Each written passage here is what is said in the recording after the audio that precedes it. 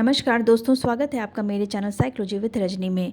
दोस्तों, पिछले वीडियो में हमने नेचर ऑफ साइकोलॉजी के बारे में पढ़ा था, यानी कि मनोविज्ञान की प्रकृति। आज के वीडियो में हम लोग एक नए टॉपिक को पढ़ेंगे। तो चलिए दोस्तों, स्टार्ट करते हैं। Psychology with Rajni my channel name. और आज जो हमारा टॉपिक है वो है एजुकेशन, यानी कि शिक्षा।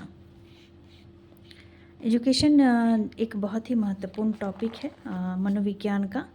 तो चलिए दोस्तों, स्टार्ट करते हैं। एजुकेशन यानी कि शिक्षा, उत्पत्ति इसकी लैटिन भाषा से हुई है एडुकेटम। लैटिन भाषा एडुकेटम, जिसका अर्थ होता है विकास या आगे बढ़ना। जो शिक्षा को हम लोग एक प्रकार से सीखना भी कह सकते हैं। किसी भी चीज़ को सीखना वो हमारी शिक्षा ही कहलाता है। लेकिन एडुकेटम का जो अर्थ होता है वो होता है विकास करना या फिर आगे बढ़ना।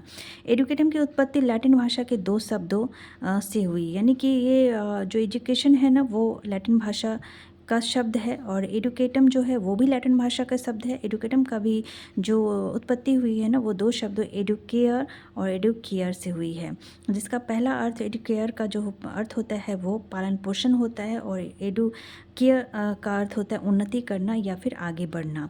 एजुकेशन की उत्पत्ति लैटिन भाषा ई प्लस ड्यूको से हुई है, जिसका अर्थ होता है, ई का अर्थ होता है अंदर से, और ड्यूको का अर्थ होता है बाहर की ओर निकलना। यानी कि हम सीखते जो हैं उसके बाद हम जो ग्रो करते हैं, आगे जो पढ़ते हैं, समझते हैं, वही हमारा एजुकेशन कहलाता है। शिक्षा हम क्यों प्राप्त करते हैं? शिक्षा हम प्राप्त करते हैं सीखने के लिए, समझने के लिए, जीवन में आगे बढ़ने के लिए।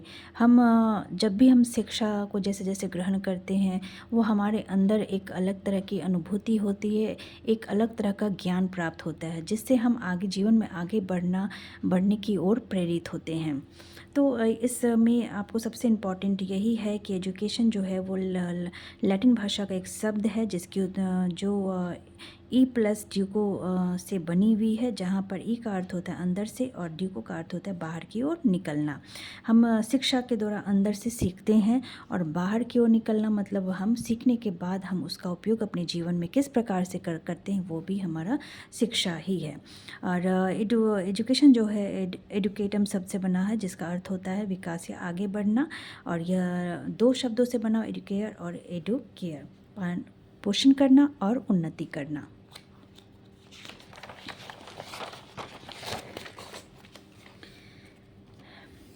शिक्षा की उत्पत्ति अलग अलग भाषाओं में अलग अलग तरीके से समझी जाती है, लेकिन हमारी भारत देश में जो शिक्षा की जो उत्पत्ति है वो संस्कृत भाषा से भी मानी जाती है। हमारा जो पहली भाषा है, जब बहुत ही प्रमुख जो हमारे देश की भाषा है वो है संस्कृत।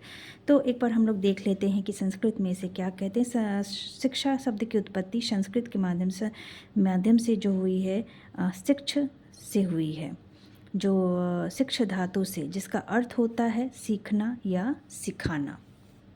सीखना या सिखाना शिक्ष का अर्थ होता है, ठीक है। शिक्षक शब्द की उत्पत्ति संस्कृत के अनुसार क्या होती है? तो शिक्ष धातु में प्यूल प्रत्यय, शिक्ष प्लस प्यूल, शिक्षण प्लस अंक, यानी कि शिक्षक। शिक्ष प्लस अंक, ये इसका संधि विच्छेद है। शिक्ष प्लस अंक यानी कि शिक्षक कहलाता है, ठीक है। और शिष्य शब्द की उत्पत्ति संस्कृत की शास धातु से बना है। शास यानी कि शासन, नियंत्रण करना, ठीक है। शिष्य के ऊपर नियंत्रण करना, ठीक है। तो यहाँ पर शिक्षा से तीन मूल शब्द का निर्माण होता है, मतलब इनसे जुड़े हुए हैं। पहला है शिक्षा, दूसरा है शिक्षक, और तीसरा है शिष्य। बिना शिष्य के शिक्षक नहीं, बिना शिक्षक के कोई शिष्य नहीं बन सकता है, और बिना शिष्य के कोई शिक्षक भी नहीं रह सकता है। और जो दोनों का काम होता है सीखना और सिखाना। शिक्षक का काम होता है सिखाना, और शिष्य का काम होता है सीखना। जो शिक्षा है वो शिक्ष धातु से बनी हुई, जिसका अर्थ सीखना और सिखाना होता है। और शिक्षक जो है वो शिक्ष धातु के व्यूल प्रत्यय, यानी कि अगर हम इसका करें तो शिक्ष प्लस प्यूल यानी कि शिक्ष के प्लस अंक यानी कि शिक्षक। अगर इसका हम संधि विच्छेद करते हैं तो शिक्ष प्लस अंक यानी कि शिक्षक होता है। और जो शिक्षक होता है जिसका अर्थ होता है गुरु, जो हमें सिखाता है। शिष्य शब्द की जो उत्पत्ति है वो संस्कृत की शास धातु से बना है, जिसका अर्थ होता है शास मतलब कि शासन या फिर नियंत्रण करना। यानी कि हम शिष्य को शिष्य के ऊपर जो शासन करते हैं, उसके ऊपर जो नियंत्रण करते हैं, वो शिष्य और शिष्य का जो काम होता है सीखना, नियंत्रण, इसी के ज़रिए हम लोग अपने शिष्य को सिखाते हैं। अब आ जाते हैं कि शिक्षा का अर्थ एवं परिभाषा। शिक्षा का अर्थ क्या है? सामान्य या प्रचलित अर्थ में सीखने व सिखाने की प्रक्रिया, यानी ये प्राचीन अर्थ हुआ ये उसका। पहले लोग कहते थे कि सीखना और सिखाना जो होता है वो शिक्षा कहलाता है। अब मनोवैज्ञानिक इसका क्या अर्थ है? परिवर्तन, परिमार्जन, मार्जन, संशोधन, सुधार करना, यानी कि इसका आधुनिक अर्थ होता है। परिमार्जन मतलब क्या होता है? परिवर्तन, यानी कि शिक्षा के माध्यम से जब हमारे अंदर परिवर्तन आता है तो वही शिक्षा होता है।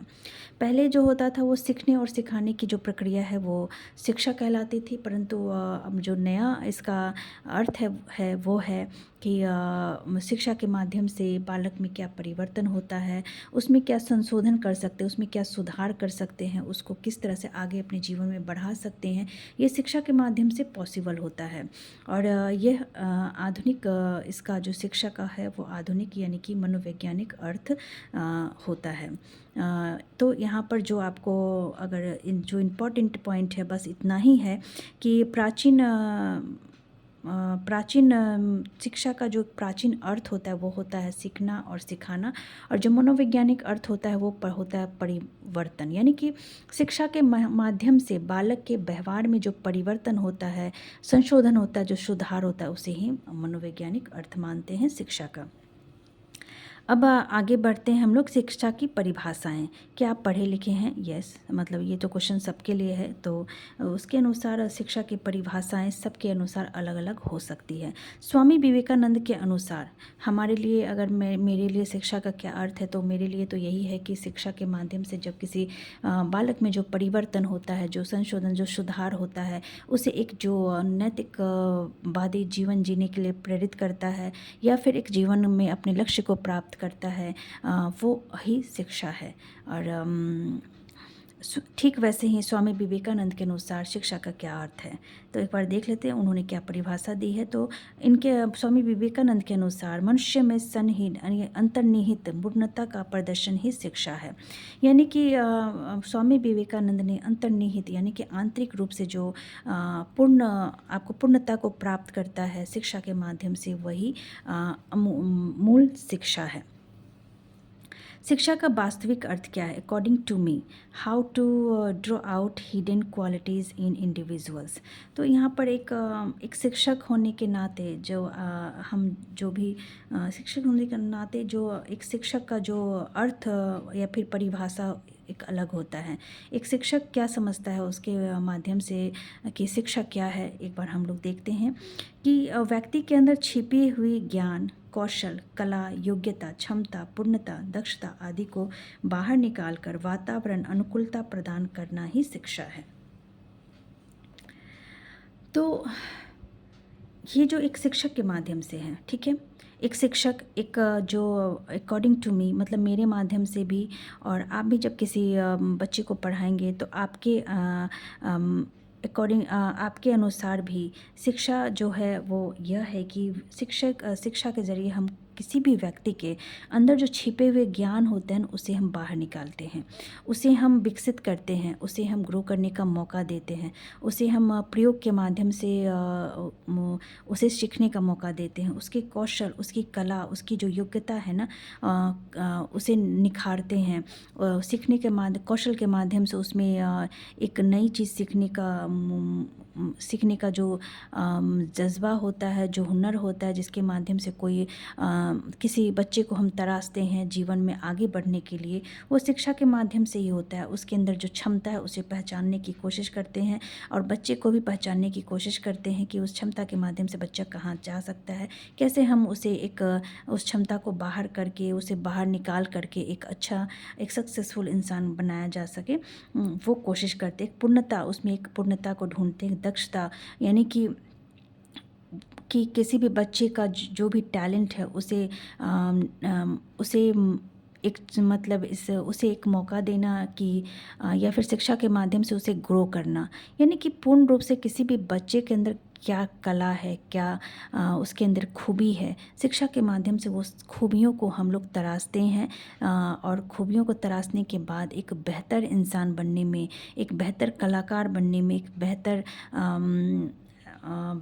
व्यक्ति बनने में हम लोग शिक्षा के माध्यम से सहायता की जाती है।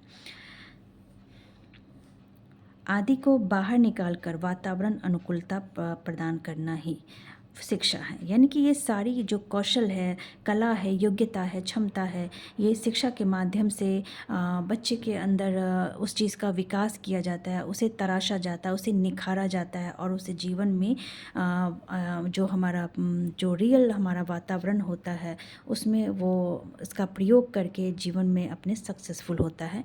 और ये किसके माध्यम से होता है? तो सिर्फ शिक्षा के माध्यम से। ई प्लस ड्यू को यानी अंदर से बाहर की ओर निकालना, जो शिक्षा होती है वो अंदर से होती है, और अंदर से हम जब कोई शिक्षित होता है तो फिर वो बाहर उसका उपयोग करता है। जिस तरह जैसे कि एक कलाकार जब हम अंदर से प्रेरित होता है तो वो सीखने की ओर अग्रसर होता है। ठीक है दोस्तों, ये इसमें और भी कुछ लंबा टॉपिक है, तो हम लोग इसे नेक्स्ट वीडियो में इस टॉपिक को हम लोग कंप्लीट कर लेंगे। तो मिलते हैं अगले वीडियो में। धन्यवाद।